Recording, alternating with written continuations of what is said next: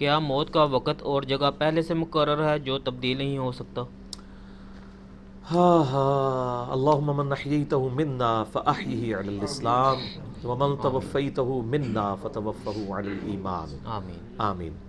کل نفس ذائقۃ الموت، یہ قرآن حکیم میں کئی دفعہ یہ آیت ریپیٹ ہوئی ہے کہ ہر جان کو موت کا مزہ چکھنا ہے، اور یہ بات بالکل طے ہے کہ ہر شخص کی موت کی جگہ، ٹائم، سیکنڈز تک اللہ تعالیٰ نے ڈیفائن کر دی ہیں اس کی تقدیر میں، وہ آگے پیچھے نہیں ہو سکتی، نیور، ناٹ ایٹ آل۔ اور یہ جو بخاری مسلم میں آیا نا کہ جو شخص چاہتا ہے کہ اس کی عمر دراز کر دی جائے، اس کے رزق میں فراوانی ہو، وہ اپنے رشتہ داروں کے ساتھ حسن سلوک کرے، تو یہ بھی تقدیر میں لکھا ہوا ہوگا کہ اس کی عمر ہے 60 سال، لیکن یہ اپنے رشتہ داروں کے ساتھ حسن سلوک کرے گا، اللہ تعالیٰ اس کی عمر 70 سال کر دے گا، وہ بھی لکھا ہوگا، وہ 70 ہی ڈیفائن ہوئی ہے، وہ 60 کا 70 بننے کے بعد جو 70 ہے وہ اللہ تعالیٰ نے لکھا ہوا ہے، ٹھیک ہو گیا جی؟ تو یہ اللہ تعالیٰ کے یہ نہیں فیصلے ہیں، قرآن حکیم بالکل واضح ہے۔ سورہ ال عمران میں آتا ہے کہ جب غزوہ احد کے موقع کے اوپر منافقین نے کہا نا کہ ہم نے اپنے بھائیوں کو منع کیا تھا کہ احد کے میدان میں نہ جاؤ ورنہ قتل ہو جاؤ گے، تو اللہ تعالیٰ نے فرمایا اگر ان کی موت کا وقت آ چکا ہوتا یہ خود کھینچے چلے جاتے اپنی مقتل گاہوں کی طرف، یہ اپنے آپ کو روک بھی نہ پاتے۔ پھر سورہ نساء میں آیا کہ تم اپنے آپ کو مضبوط قلعوں میں بھی بند کر لو نا، موت تمہیں وہاں پہ بھی آ کے جائے، وہ موت کو آپ ٹال نہیں سکتے، ایک لمحہ نہ آگے ہوگی نہ پیچھے۔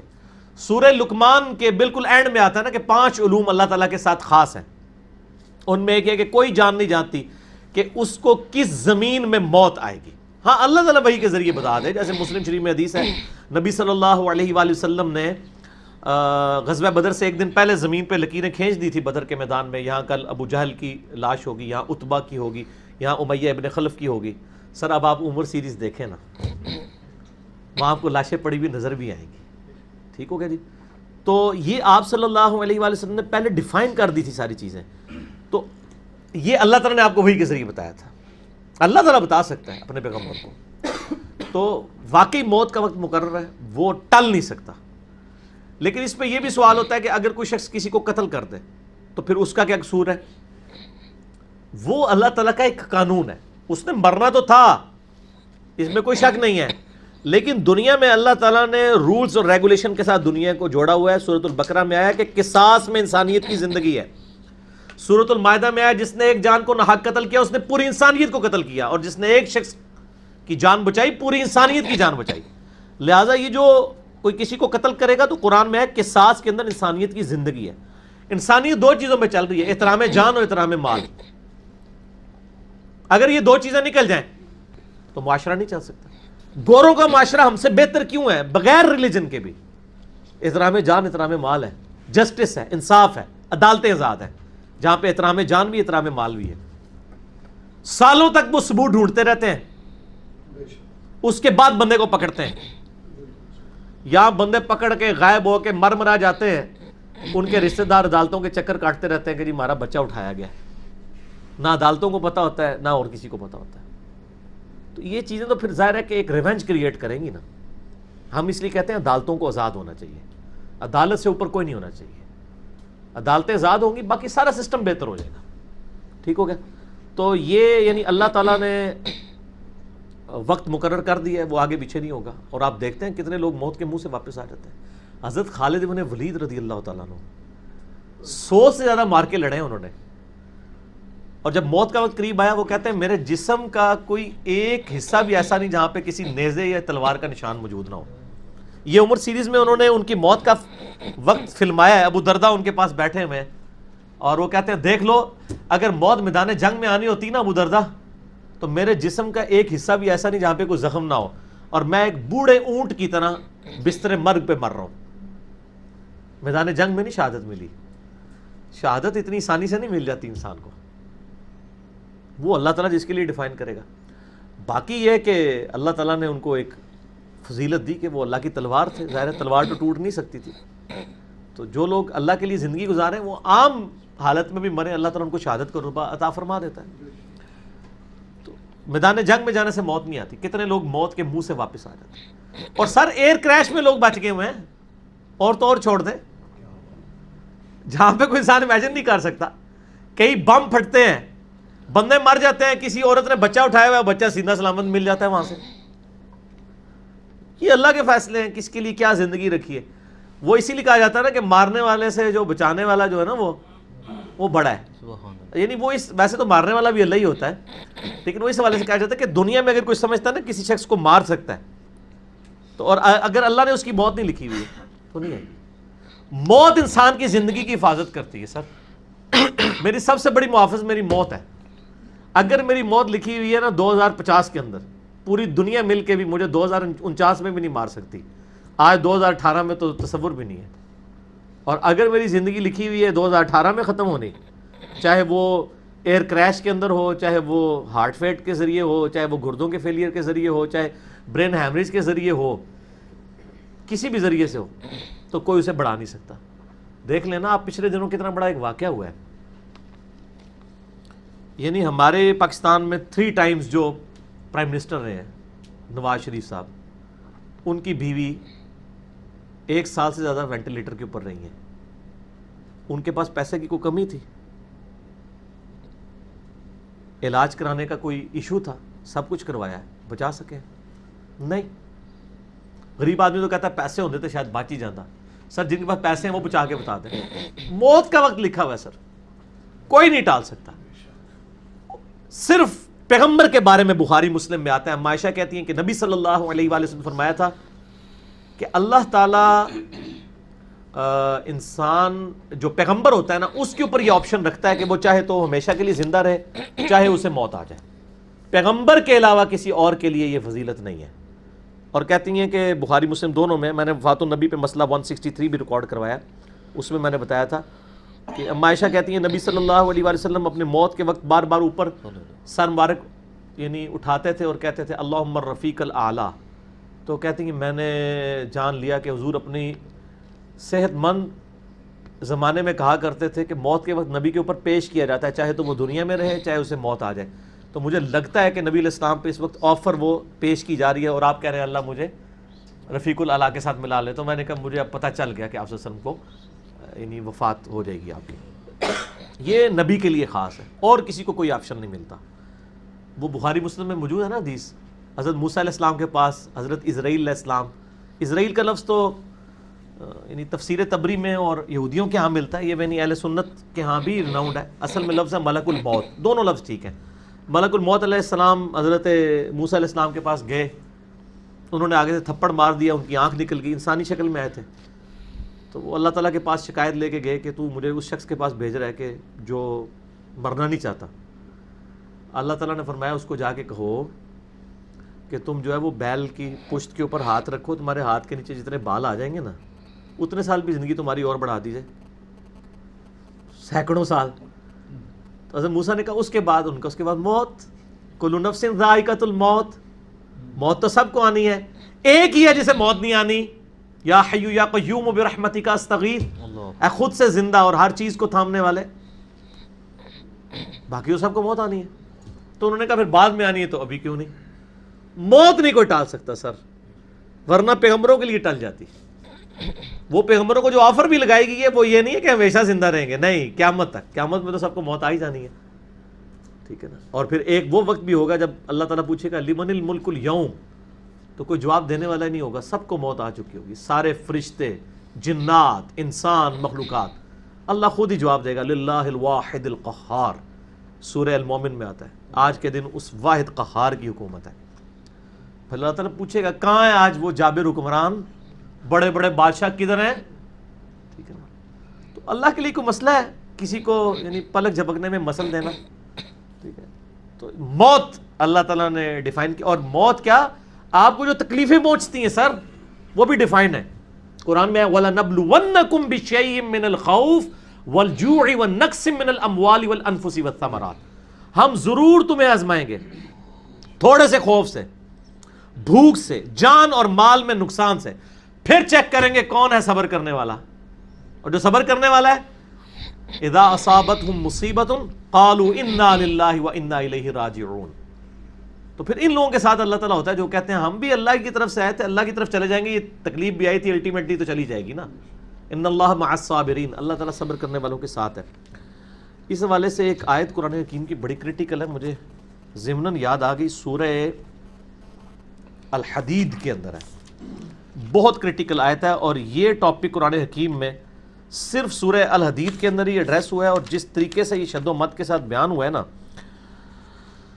آیت نمبر 22-23، اعوذ باللہ من الشیطان الرجیم، ما اصاب من مصیبت فی الارض، کوئی مصیبت بھی زمین میں نہیں آتی، ولا فی انفسکم، اور نہ تمہاری جانوں میں، یعنی زمین پہ جتنے زلزلے آتے ہیں، طوفان آتے ہیں، سونامی آتے ہیں، قحط پڑتا ہے، یہ جتنے بھی عذاب آتے ہیں یا تکلیف آتی ہیں، اور نہ تمہاری جان میں، یعنی کسی کو کینسر ہوتا ہے، کسی کے گردے فیل ہوتے ہیں، کسی کی آنکھ ضائع جاتی ہے، کسی کے اوپر فالج کا اٹیک ہو جاتا ہے، کسی کو ہارٹ اٹیک ہوتا ہے، اللہ تعالیٰ فرماتا ہے یہ ساری تکلیف چاہے زمین پہ ہیں یا تمہاری جانوں پہ، الا فی کتاب من قبل ان نبرأہا، وہ تو پہلے ہی ہم نے لوح محفوظ پہ لکھی ہوئی ہیں، اس سے پہلے کہ ہم ان کو بھیجیں،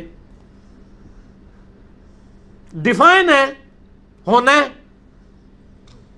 کہ فلاں تاریخ کو اتنے بجے اس کے ساتھ یہ ہوگا، یہ ڈیفائن ہے۔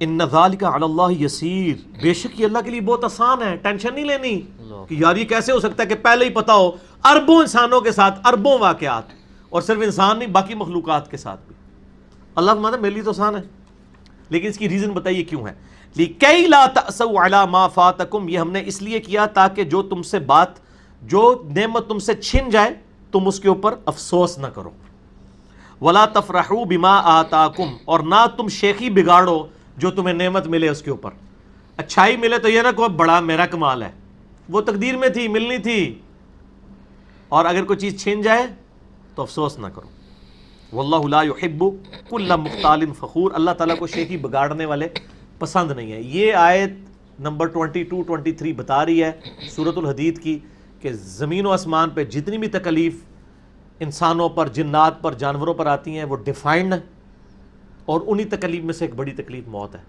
وہ بھی ڈیفائن ہے، وہ کوئی ٹال نہیں سکتا، کوئی کسی کی موت کو ٹال نہیں سکتا، اور نہ کوئی کسی شخص کو موت دے سکتا ہے۔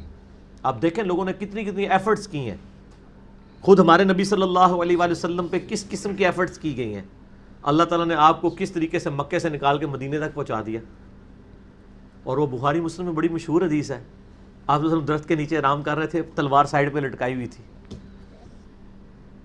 ایک عرابی آیا دشمن، اس نے موقع غنیمت جانا کہ آپ سوئے ہوئے ہیں، اس نے تلوار اٹھائی اور نبی صلی اللہ علیہ وسلم کے یہاں پہ رکھ دی اور کہا محمد آج تجھے میرے ہاتھوں سے کون بچائے گا؟ تو نبی صلی اللہ علیہ وسلم نے کوئی کانفیڈنس لوز نہیں کیا، ان کو پتا تھا هو الذی ارسل رسولہ بالہدی ودین الحق لیظہرہ علی الدین کلہ، اللہ نے اپنے نبی کے پیچھے اللہ ہے، ان کا اللہ بچائے گا، اللہ جب سنا اس کے ہاتھ کانپنے شروع ہو گئے، اس کے ہاتھ سے تلوار ہی گر گئی، نبی علیہ السلام نے وہ تلوار اٹھائی اور کہا اب تجھے میرے ہاتھوں سے کون بچائے گا؟ یہ بخاری مسلم دونوں میں یہ واقعہ، اس نے کہا حضرت آپ تو معاف فرمانے والے ہیں، درگزر فرمانے والے ہیں، تو یعنی آپ کے وہ حسن اخلاق سے پھر متاثر ہوا، مسلمان ہو گیا۔ مسئلہ یہ ہے کہ یہ کانفیڈنس آپ کو ہونا چاہیے۔ بخاری مسلم میں حدیث ہے کہ غزوہ حنین کے موقع پر کچھ صحابہ کی زبان سے نکل گیا کہ بدر میں تو 313 تھے، غالب آ گئے تھے، آج تو ہم 12,000 ہیں، کافر تو بڑے تھوڑے ہیں، اور یہ ذکر سورۃ الانفال میں آیا غزوہ حنین کا، یہ فتح مکہ کے بعد ہوئی تھی یہ جنگ، مشرکین عرب سے آخری جنگ قبیلہ حوازن کے خلاف۔ اللہ کا ماتا جب تم نے یہ جملہ بولا نا پھر تمہیں بھاگنے کی جگہ نہیں ملتی تھی، حوازن کے لوگوں نے جب تیر چلائے تو 12,000 میں سے صرف 80 بندے نبی علیہ السلام کے ساتھ رہ گئے، باقی سب بھاگ گئے۔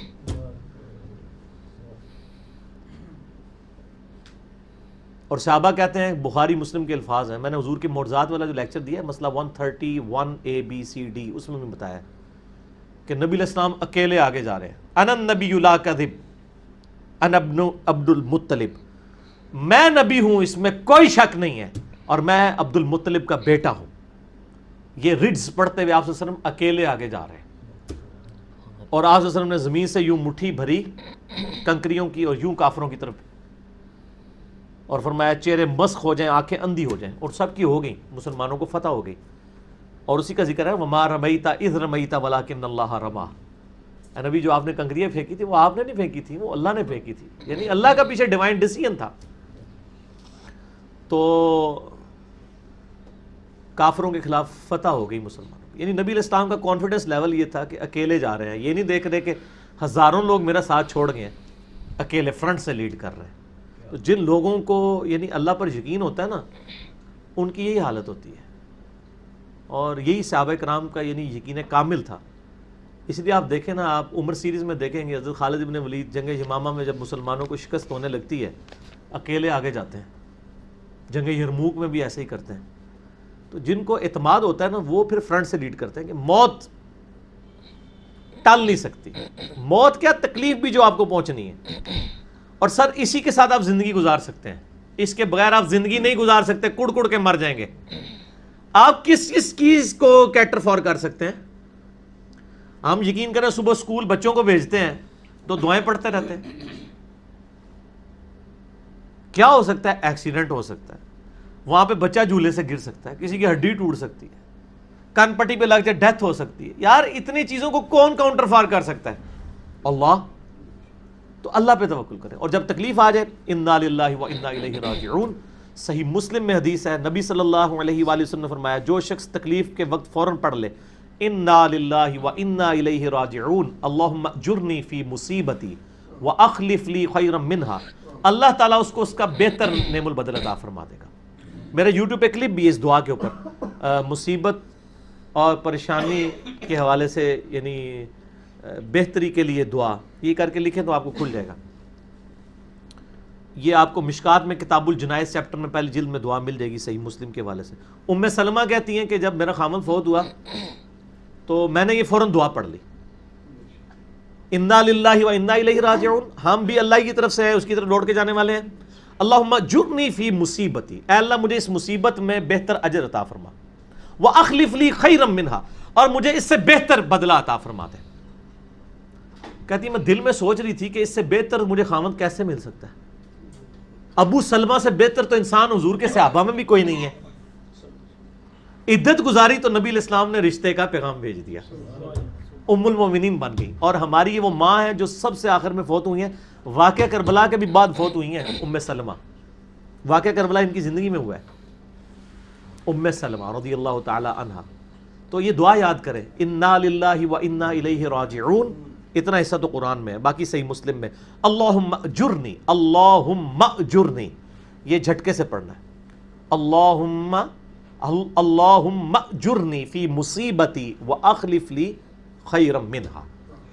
تو باقی ہم تو دعائیں کر سکتے ہیں, باقی صبح شام کے اذکار ہیں, اللہ کی طرف رجوع لائیں, وہ اتنی چیزوں کی حفاظت کرنے والا ہے. باقی سب سے بڑی تو حفاظت یہ ہے جو سورہ غافر میں, سورہ المومن میں آیا کہ اصل میں کامیاب وہ ہوا جو دوزخ کی آگ سے بچا لیا گیا. سر دنیا میں آپ کو کوئی کتنا عذاب دے لے گا, الٹیمیٹلی تو موت آ کے آپ کو آزاد کر دے گی. جب فرعون کے دربار میں وہ جو جادوگروں نے کلمہ پڑھ لیا تھا تو اس نے کہا تم نے میری اجازت کے بغیر پڑھ لیا, میں تمہیں تمہارے مخالف سمت کے ہاتھ پاؤں کٹوا کے تمہیں سولی پہ چڑھا دوں گا. تو انہوں نے کیا کہا تھا؟ انہوں نے کہا تو جو کچھ دے گا دنیا کی زندگی میں عذاب دے سکتا ہے نا, کوئی شخص کسی کے مرنے کے بعد تو اسے عذاب نہیں دے سکتا نا. وہ لاش تو بس لاش ہی پڑی ہے نا, اصل چیز تو روح تھی نا. تو تیرا اختیار تو دنیا کی زندگی تک ہے. ٹھیک ہو, تو یہ کانفیڈنس لیول ہونا چاہیے کہ کوئی کسی شخص کو کتنی تکلیف دے لے گا, موت تو پھر بہرحال تکلیف سے آزادی کا ذریعہ بن جائے گی. اگر پھر اللہ کی مرضی کی زندگی گزاری ہے تو آزادی کا ذریعہ ہے, ورنہ اب تو کہتے ہیں کہ مر جائیں گے, مر کے بھی نہ چین پائے تو کدھر جائیں گے. تو سر یہ لوگ تو کہہ دیتے ہیں نا مر گئی تو جان چھٹی, نہ, مرنے تو بعد جان پھڑی گئی, چھٹی اس کی جس نے دنیا اللہ کی مرضی کی گزاری. جس نے دنیا اپنی مرضی کی گزاری تو اس کی جان تو پھر مرنے کے بعد اور پھنس گئی. ٹھیک ہوگا جی. تو موت کا وقت مقرر ہے, کوئی نہیں ٹال سکتا. ٹھیک ہوگا.